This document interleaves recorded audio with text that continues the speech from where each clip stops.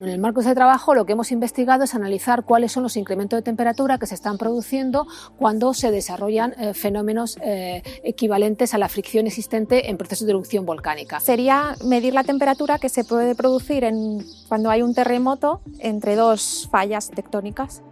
La principal ventaja de utilizar la fibra es el hecho de que puedes medir en un entorno de muy difícil acceso.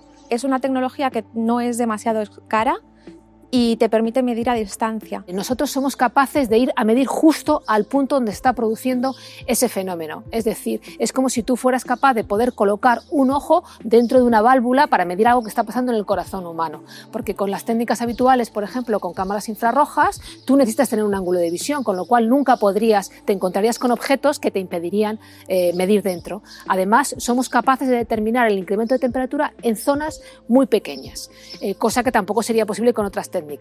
Son capaces de aguantar situaciones extremas frente a los termopares, no se rompen, por ejemplo, cuando estamos hablando, para que os hagáis una idea, de temperatura por encima de los 1200 grados. Lo que tenemos son dos piedras, a la cual en una de ellas realizamos un orificio para poder introducir la fibra óptica por ella y poder medir la temperatura en la superficie de contacto entre ambas. Lo que hacen es simular un ensayo sísmico o lo que puede ocurrir en un terremoto o en un proceso de vulcanología.